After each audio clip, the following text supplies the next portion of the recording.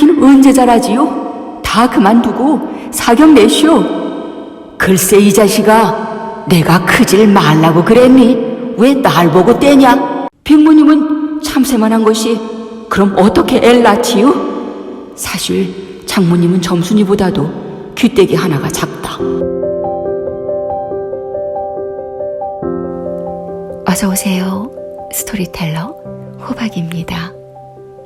이 봄에 어울리는 재미있는 우리 근대소설 김유정의 봄봄 준비했습니다. 1935년 12월 잡지 조광에 소개된 이후 1969년 김수용 감독이 영화로 제작해서 큰 호평을 받았다지요. 일제강점기 시절 어느 농촌에서 벌어진 대릴 사위와 장인 사이의 갈등은 심각한 상황이지만 오히려 웃음을 터뜨리게 하는 풍자 소설 봄봄 들어보시겠습니다. 봄봄 김유정. 장인님, 이제 내가 이렇게 뒤통수를 긁고 나이가 찼으니 성례를 시켜줘야 하지 않겠느냐고 하면 대답이 늘 이 자식아, 성례고 뭐고 미처 자라야지 하고 만다. 이 자라야 한다는 것은 내가 아니라 장차 내 아내가 될 점순이의 기말이다. 내가 여기에 와서 돈 한 푼 안 받고 일하기를 3년 하고 꼬박이 7달 동안을 했다. 그런데도 미처 못 자랐다니까. 이 키는 언제야 자라는 겐지 짜장 영문을 모른다. 일을 좀 더 잘해야 한다든지 혹은 밥을 좀 덜 먹어야 한다든지 하면 많이 먹는다고 노상 걱정이니까 나도 얼마든지 할 말이 많다. 하지만 점순이가 아직 어리니까 더 자라야 한다는 여기에는 어째볼 수 없이 그만 벙벙하고 만다. 이래서 나는 애초에 계약이 잘못된 걸 알았다. 이태면 이태, 3년이면 3년, 기한을 딱 작정하고 일을 했어야 원할 것이다. 덮어놓고 딸이 잘하는 대로 성례를 시켜주마 했으니 누가 늘 지키고 섰는 것도 아니고 그 키가 언제 자라는지 알 수 있는가? 그리고 난 사람의 키가 무럭무럭 자라는 줄만 알았지. 붙박이 키에 모로만 벌어지는 몸도 있는 것을 누가 알았으랴. 때가 되면 장인님이 어려운하랴 싶어서 군소리 없이 꾸벅꾸벅 일만 해왔다. 그런 말이다. 장인님이 제가 다 알아차려서 참, 너 일 많이 했다. 고만 장가 들어라. 하고 살림도 내주고 해야 나도 좋을 것이 아니냐. 시치미를 딱 떼고 도리어 그런 소리가 나올까 봐서 지레 펄펄 뛰고 이 야단이다. 명색이 좋아 대를 싸우지 일하기에 싱겁기도 할 뿐더러 이건 참 아무것도 아니다.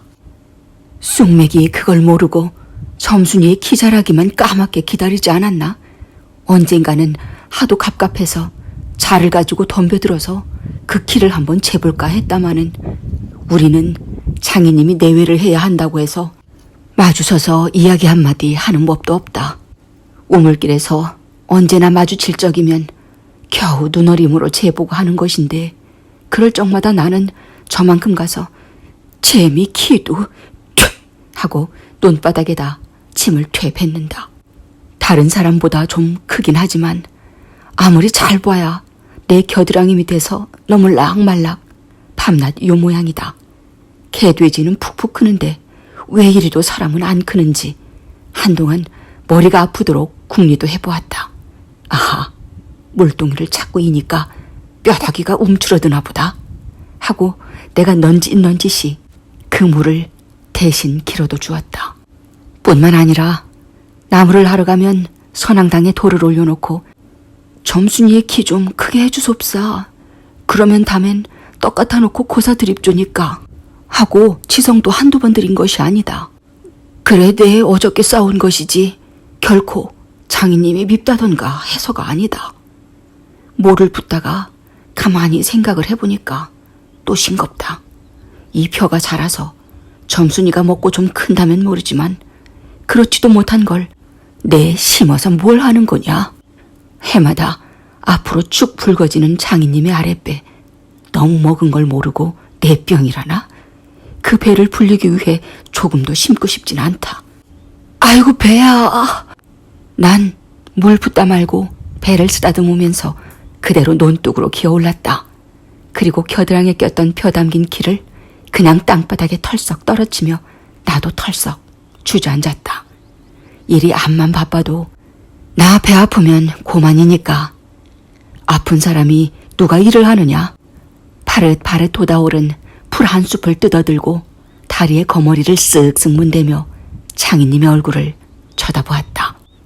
가운데서 창희님이 이상한 눈을 해가지고 한참을 날 노려보더니 너 이 자식 왜 또 이래, 응? 배가 좀 아파서요. 하고 풀 위에 슬며시 쓰러지니까 창희님은 약이 올랐다. 저도 논에서 철벙철벙 둑으로 올라오더니 잡은 참에 내 멱살을 움켜잡고 뺨을 치는 것이 아닌가. 이 자식아, 이러다 말면 누굴 망해놓을 속셈이냐? 이 대가리를 까놓을 자식. 이렇게 우리 장인님은 약이 오르면 손버릇이 아주 못됐다. 또 사위에게 이 자식 저 자식 하는 이놈의 장인님은 어디 있느냐? 오죽해야 우리 동리에서 누굴 물론하고 그에게 욕을 안 먹은 사람은 명이 짜르다 한다. 조그만 아이들까지도 그를 돌아세놓고 욕필이 하고 본 이름이 봉필이니까 손가락질을 할 만치 두루 인심을 잃었다. 하나 인심을 정말 잃었다면 욕보다 읍의 배참뽕댁 마름으로 더 잃었다.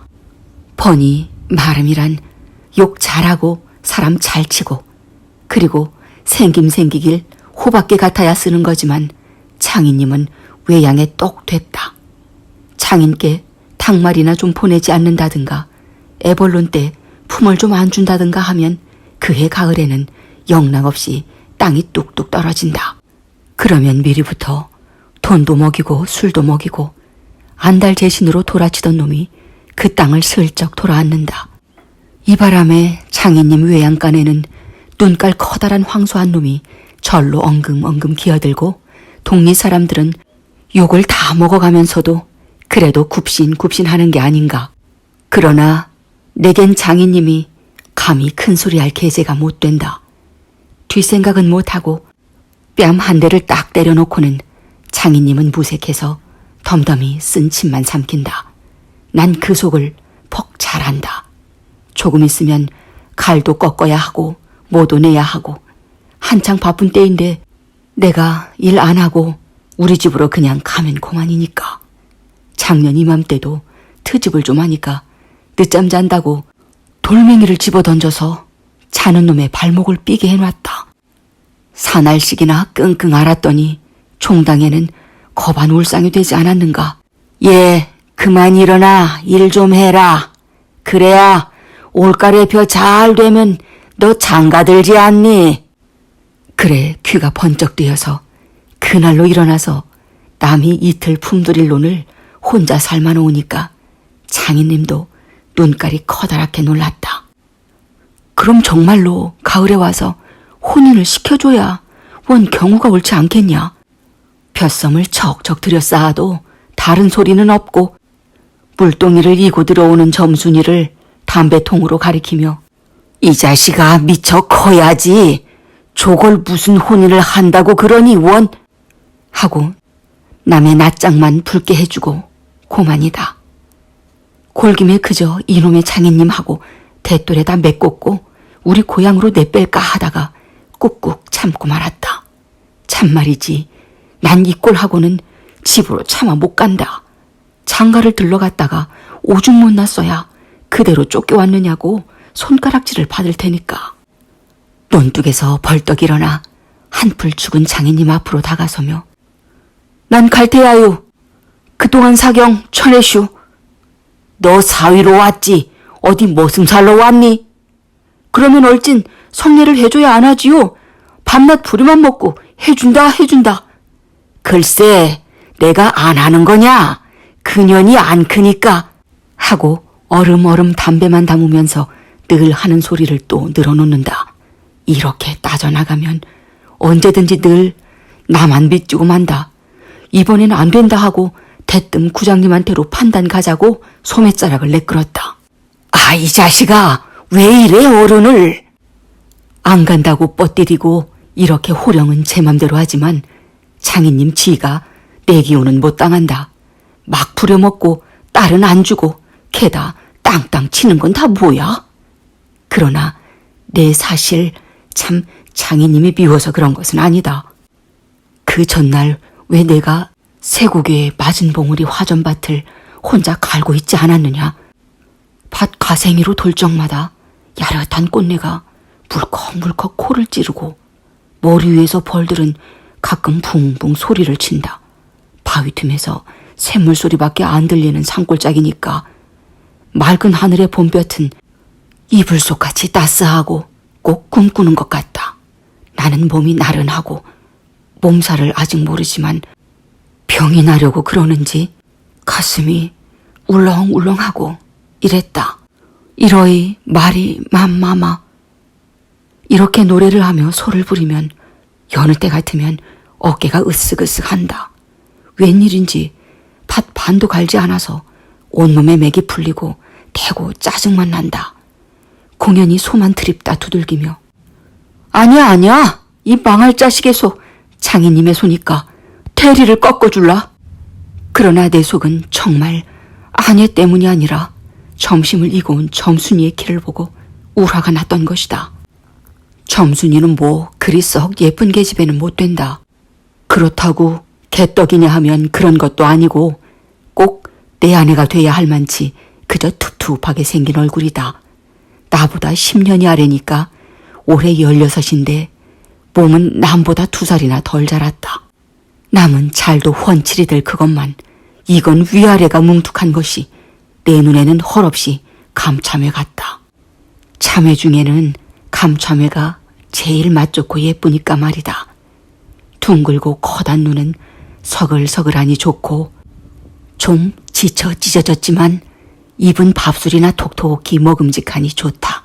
아따, 밥만 많이 먹게 되면 팔자는 고만 아니냐. 한데 한 가지 파가 있다면 장인님은 이걸 재신이 없어 들까분다고 하지만 가끔가다 몸이 너무 빨리빨리 논다. 그래서 밥을 나르다가 때없이 풀밭에서 깻박을 쳐서 흙투성이 밥을 곧잘 먹인다. 안 먹으면 무안해할까 봐서 이걸 씹고 앉았노라면 으적으적 소리만 나고 돌을 먹는 겐지 밥을 먹는 겐지. 그러나 이날은 웬일인지 성한 밥채로 반머리에 곱게 내려놓았다. 그리고 또 내외를 해야 하니까 저만큼 떨어져 이쪽으로 등을 향하고 웅크리고 앉아서 그릇 나기를 기다린다. 내가 다 먹고 물러섰을 때 그릇을 와서 챙기는데 그런데 난 깜짝 놀라지 않았느냐. 고개를 푹 숙이고 밥함지에 그릇을 포개면서 날더러 들으라는지 혹은 제 소린지 밤낮 일만 하다 말 텐가 하고 혼자 쫑알거린다. 고대 잘 내외하다가 이게 무슨 소린가 하고 난 정신이 얼떨떨했다. 그러면서도 한편 무슨 좋은 수가 있는가 싶어서 나도 공중을 대고 혼잣말로 그럼 어떡해 하니까 성례시켜달라지 뭘 어떡해 하고 되알지게 쏘아붙이고 얼굴이 밝게져서 산으로 그저 도망질을 친다. 나는 잠시 동안 어떻게 되는 셈판인지 맥을 몰라서 그 뒷모양만 덤덤히 바라보았다. 봄이 되면 온갖 초목이 물이 오르고 싹이 트고 한다. 사람도 아마 그런가 보다 하고 며칠 내에 부쩍 속으로 자란 듯 싶은 점순이가 여간 반가운 것이 아니다. 이런 걸 멀쩡하게 안직 어리다고 하니까 우리가 구장님을 찾아갔을 때 그는 쌀이문 밖에 있는 돼지우리에서 죽을 퍼주고 있었다. 서울을 좀 갔다 오더니 사람은 점잖아야 한다고 얼른 보면 지붕 위에 앉은 제비꼬리 같은 우쇔이 양쪽으로 뾰족이 뻗치고 있고 그걸 에헴하고 늘 쓰다듬는 버릇이 있다. 우리를 멀뚱히 쳐다보고 미리 알아챘는지 왜 일들 허다 말고 그래 하더니 손을 올려서 그 에헴을 한번 후딱 했다. 구장님, 우리 장인님과 아침에 계약하기를. 먼저 덤비는 장인님을 뒤로 떠다밀고 내가 허둥지둥 달려들다가 가만히 생각하고 아니, 우리 빙장님과 처음에 하고 첫 번부터 다시 말을 고쳤다. 장인님은 빙장님 해야 좋아하고 밖에 나와서 장인님 하면 괜스레 코를 내려든다. 뱀도 뱀이래야 좋으냐고 창피스러우니 남 듣는 데는 제발 빙장님, 빙모님 하라고 일상 당조짐을 받아오면서 난 그것도 찾고 있는다. 당장도 장인님 하다 옆에서 내 발등을 꾹 밟고 곁눈질을 흘기는 바람에야 겨우 알았지만 구장님도 내 이야기를 자세히 듣더니 퍽 딱한 모양이었다. 하기야 구장님뿐만 아니라 누구든지 다 그럴 게다. 길게 길러둔 새끼 손톱으로 코를 후벼서 저리 탁 튀기며 그럼 봉필씨 얼른 성례를 시켜주구려. 그렇게까지 지혜가 하고 싶다는 걸 하고 내 짐작대로 말했다. 그러나 이 말에 장인님은 삿대질로 눈을 부라리고 아 성례구 뭐고 계집애 년이 미쳐 자라야 할 게 아닌가 하니까 고만 멀쑥해서 입맛만 쩍쩍 타실 뿐이 아닌가. 그것도 그래. 그래 거진 4년 동안에도 안 자랐다니 그 키는 언제 자라지요? 다 그만두고 사견 내시오. 글쎄 이 자식아 내가 크질 말라고 그랬니? 왜 날 보고 떼냐? 빅모님은 참새만 한 것이 그럼 어떻게 애를 낳지요? 사실 장모님은 점순이보다도 귀때기 하나가 작다. 장인님은 이 말을 듣고 껄껄 웃더니 그러나 암만 해도 돌씹은 상이다. 코를 푸는 척하고 날 은근히 골리려고 팔꿈치로 옆 갈비뼈를 퍽 치는 것이다. 더럽다. 나도 종아리에 파리를 쫓는 척하고 허리를 구부리며 그 궁둥이를 콱 때밀었다. 장인님은 앞으로 우질끈하고 쌀이 문대로 쓰러질 듯하다 몸을 바로 고치더니 눈총을 몹시 쏘았다. 이런 상년의 자식 하곤 싶으나 남의 앞이라서 차마 못하고 섰는 그 꼴이 보기에 퍽 쟁그라웠다. 그러나 이 밖에는 별반 신통한 규정을 얻지 못하고 도로 논으로 돌아와서 모를 부었다. 왜냐면 장인님이 뭐라고 귓속말로 수근수근하고 간 뒤다 구장님이 나루에서 조용히 데리고 아래와 같이 일러주었기 때문이다. 뭉태의 말은 구장님이 장인님에게 땅 두마지게 얻어붙이니까 그래 꿰었다고 하지만 난 그렇게 생각 않는다. 자네 말도 하기야 옳지. 나이가 찼으니까 아들이 급하다는 게 잘못된 말은 아니야. 하지만 농사가 한창 바쁜 때 일을 안 한다든가 집으로 달아난다든가 하면 손해죄로 그것도 징역을 가거든. 여기에 그만 정신이 번쩍 났다. 왜 유전에 산포말서 산에 불 좀 놓았다고 징역 간 거 못 봤나? 재산에 불을 놓아도 징역을 가는 이때인데 남의 농사를 버려주니 죄가 얼마나 더 중한가. 그리고 자넨 정장을 사경받으러 정장 가겠다 했다. 간대지만 그러면 괜시리 죄를 덜 쓰고 들어가는 걸세. 또 결혼도 그렇지. 법률에 성년이란 게 있는데 21가 돼야 비로소 결혼을 할 수 있는 걸세. 자넨 물론 아들이 늦은 걸 염려하지만 점순이로 말하면 이제 겨우 16이 아닌가. 그렇지만 아까 빙장님의 말씀이 올가래는 열일을 제치고라도 성례를 시켜주겠다 하니 좀 고마울 겐가. 빨리 가서 뭐 붙던 거나 마저 붙게. 군소리 말고 어서 가. 그래서 오늘 아침까지 끽소리 없이 왔다. 장인님과 내가 싸운 것은 지금 생각하면 뜻밖의 일이라 안 할 수 없다. 장인님으로 말하면 요즘막 자긴들에게 행세를 좀 하고 싶다고 해서 돈 있으면 양반이지 별게 있느냐 하고 일부러 아랫배를 툭 내밀고 걸음도 뒤틀리게 걷고 하는 이 판이다. 이까진 나쯤 두들기다 남의 땅을 가지고 모처럼 닦아놓은 가문을 망친다든지 할 어른이 아니다. 또 나로 논할지면 아무쪼록 잘 돼서 점순이에게 얼른 장가를 들어야 하지 않느냐. 이렇게 말하자면 결국 어젯밤 뭉티네 집에 맛을 간 것이 썩 나빴다. 낮에 구장님 앞에서 장인님과 내가 싸운 것을 어떻게 알았는지 대고 빈정거리는 것이 아닌가. 그래, 막구도 그걸 가만둬? 그럼 어떡하니? 임마, 봉피를 모판에다 거꾸로 콱 박아놓지 뭘 어떡해? 하고 괜히 내 대신 화를 내가지고 주먹질을 하다 등잔까지 쳤다. 놈이 본시 괄괄은 하지만 그래놓고 날더러 석유값을 물라고 막 지다위를 붓는다. 난 어안이 벙벙해서 잠자코 앉았으니까 저만 연방칫거리는 소리가 밤낮 일만 해주고 있을 테냐? 영득이는 1년을 살고도 장갈 들었는데 넌 4년이나 살고도 더 살아야 해. 네가 3번째 사위인 줄이나 아니? 3번째 사위. 남의 일이라도 푼하다 이 자식아. 우물에 가서 빠져 죽어. 나중에는 겨우 손톱으로 목을 따라고까지 하고 제 아들같이 함부로 훅딱이었다. 별의별 소리를 다해서 그대로 옮길 수는 없으나 그 줄거리는 이렇다. 우리 장인님이 딸이 셋이 있는데 맏딸은 재작년 가을에 시집을 갔다. 정말은 시집을 간 것이 아니라 그 딸도 대릴사위를 해가지고 있다가 내보냈다. 그런데 딸이 10살 때부터 19, 즉 10년 동안에 대릴사위를 갈아들이기를 동리에선 사위부자라고 이름이 났지만은 열놈이란 참 너무 많다. 장인님이 아들은 없고 딸만 있는 고로 그다음 딸을 대릴사위를 해올 때까지는 부려먹지 않으면 안 된다. 물론 머슴을 두면 좋지만 그건 돈이 드니까 일 잘하는 놈을 고르느라고 연방 바꿔드렸다.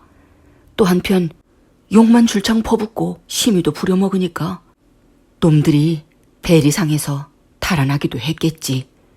점순이는 둘째 딸인데 내가 일테면 그 3번째 대릴사위로 들어온 셈이다. 내 다음으로 4번째 놈이 들어올 것을 내가 일도 참 잘하고 그리고 사람이 좀 어수룩하니까 장인님이 잔뜩 붙들고 놓질 않는다. 셋째 딸이 이제 6살. 적어도 10살은 돼야 대릴사위를 할 테므로 그동안은 죽도록 부려먹어야 된다. 그러니 인제는 속 좀 차리고 장가를 들여달라고 때를 쓰고 나자빠져라 이것이다. 나는 건성으로 엉엉하며 귓등으로 들었다. 뭉태는 땅을 얻어붙이다가 떨어진 뒤로는 장인님만 보면 공연히 못 먹어서 으르렁거린다. 장인님이 저 달라고 할 적에 제 집에서 위한다는 그 예전에 원님이 쓰던 것이라나 옆구리에 뽕뽕 좀먹은 걸레 같은 그 감투를 선뜻 주었더라면 그럴 리도 없었던 걸. 그러나 나는 뭉태란 놈의 말을 전수히 고지 듣지 않았다. 꼭 고지 들었다면 간밤에 와서 장인님과 싸웠지 무사히 있었을 리가 없지 않은가. 그러면 딸에게까지 인심을 잃은 장인님이 혼자 나빴다. 실토이지. 나는 점순이가 아침상을 가지고 나올 때까지는 오늘은 또 얼마나 밥을 담았나 하고 이것만 생각했다. 상에는 된장찌개하고 간장 한 종지, 조밥 한 그릇, 그리고 밥보다 더 수부룩하게 담은 산나물이 한 대접, 이렇다. 나물은 점순이가 틈틈이 해오니까 2대접이고 4대접이고 멋대로 먹어도 좋으나 밥은 장인님이 한 사발 외엔 더 주지 말라고 해서 안 된다. 그런데 점순이가 그 상을 내 앞에 내놓으며 제 말로 짓거리는 소리가 구장님한테 갔다 그냥 온담 그래 하고 엊그제 산에서와 같이 퇴우 쫑알거린다. 나는 내가 더 덤비지 않고 그만둔 것이 좀 어리석었다. 속으로 그랬다. 나도 저쪽 벽을 향하여 외면하면서 내 말로 안 된다는 걸 그럼 어떡한담 하니까 쇠물 잡아채지 그냥 둬? 이 바보야? 하고 또 얼굴이 빨개지면서 성을 내며 안으로 셀쭉하니 튀들어가지 않느냐. 이때 아무도 본 사람이 없었게 망정이지. 보았다면 내 얼굴이 어미 잃은 황새 새끼처럼 가엾다 했을 것이다. 사실 이때만큼 슬펐던 일이 또 있었는지 모른다. 다른 사람은 암만 못생겼다 해도 괜찮지만 내 아내 될 점순이가 병신으로 본다면 참 신세는 따분하다. 밥을 먹은 뒤 지게를 지고 일터로 가려 하다 도로 벗어던지고 바깥마당 공석에 들어누워서 나는 차라리 죽느니만 갖지 못하다 생각했다. 내가 일 안 하면 장인님 저는 나이가 먹어 못하고 결국 농사 못 짓고 만다. 뒷짐으로 트림을 꿀꺽하고 대문 밖으로 나오다가 날 보고서 이 자식아 너 또 왜 이러니? 관격이 났어요. 아이고 배야. 기껏 밥 처먹고 나서 무슨 관격이야. 남의 농사 버려주면 이 자식아 징역 간다. 봐라. 가도 좋아요. 아이고 배야. 참말 난 일 안 해서 징역 가도 좋다 생각했다. 이후 아들을 낳아도 그 앞에서 바보 이렇게 별명을 들을 테니까 오늘은 열쪽이 난데도 결정을 내고 싶었다. 장인님이 일어나라고 해도 내가 안 일어나니까 눈에 독이 올라서 저편으로 힝하게 가더니 지게 막대기를 들고 왔다. 그리고 그걸로 내 허리를 마치 들떠 넘기듯이 쿡 찍어서 넘기고 했다. 밥을 잔뜩 먹고 딱딱한 배가 그럴 적마다 퉁겨지면서 벨창이 꼿꼿한 것이 여간 캥기지 않았다. 그래도 안 일어나니까 이번엔 배를 지게 막대기로 위에서 쿡쿡 찌르고 발길로 옆구리를 차고 했다. 장인님은 원체 심청이 굳어서 그렇지만 나도 저만 못하지 않게 배를 채웠다. 아픈 것을 눈을 꽉 감고 넌 해라. 난 재미단 듯이 있었으나 볼기짝을 후려 갈길 적에는 나도 모르는 결에 벌떡 일어나서 그 수염을 잡아챘다마는 내 골이 난 것이 아니라 정말은 아까부터 부엌 뒤 울타리 구멍으로 점순이가 우리들의 꼴을 몰래 엿보고 있었기 때문이다. 가뜩이나 말 한마디 톡톡히 못한다고 바라보는데 매까지 잠자코 맞는 걸 보면 짜장 바보로 할 게 아닌가.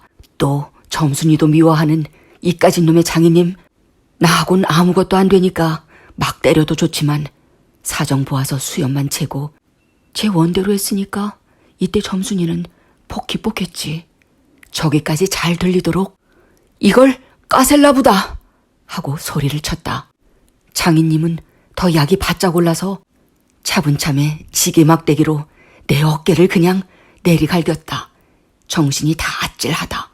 다시 고개를 들었을 때 그땐 나도 온몸에 약이 올랐다. 이 녀석의 장인님을 하고 눈에서 불이 펑 나서 그 아래 발 있는 넝알로 그대로 떠밀어 굴려버렸다. 조금 있다가 장인님이 씩씩하고 한번 해보려고 기어오르는 걸 얼른 또 떠밀어 굴려버렸다.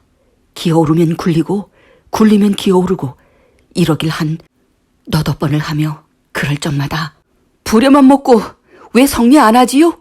나는 이렇게 호령했다. 하지만 장인님이 선뜻 오냐 내리라도 성례시켜주마 했으면 나도 성가신 걸 그만두었을지 모른다.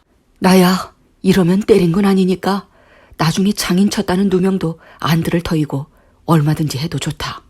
한 번은 장인님이 헐떡헐떡 기어서 올라오더니 내 바지가랑이를 요렇게 노리고서 단박 움켜잡고 매달렸다. 악! 소리를 치고 나는 그만 세상이 다 팽그르 도는 것이 빙장님 이 자식 잡아먹어라. 잡아먹어. 아 할아버지 살려줍시오 할아버지 하고 두 팔을 허둥지둥 내절 적에는 이마에 진땀이 쭉 내솟고 인젠 참으로 죽나보다 했다. 그래도 장인님은 놓질 않더니 내가 기어이 땅바닥에 쓰러져서 까무러치니까 놓는다. 더럽다. 이게 장인님인가? 나는 한참을 못 일어나고 쩔쩔맸다. 그러다 얼굴을 드니 눈에 참 아무것도 보이지 않았다. 사지가 부르르 떨리면서 나도 엉금엉금 기어가 장인님의 바지가랑이를 꽉 움키고 잡아낚았다. 내가 머리가 터지도록 매를 얻어맞은 것이 이 때문이다. 그러나 여기가 또한 우리 장인님이 유달리 착한 대목이다. 여느 사람이면 사경을 주어서라도 당장 내쫓았지. 터진 머리를 볼솜으로 손수 지져주고 호주머니에 희연 한 봉을 넣어주시고 그리고 올 가을엔 꼭 성례를 시켜주마. 암만 말고 가서 뒷골에 콩밭이나 얼른 갈아라. 하고 등을 두덕여줄 사람이 누구냐. 나는 장인님이 너무나 고마워서 어느덧 눈물까지 났다. 점순이를 남기고 이젠 내쫓기려니 하다 뜻밖의 말을 듣고 빙장님 이제 다시는 안 그러겠어요.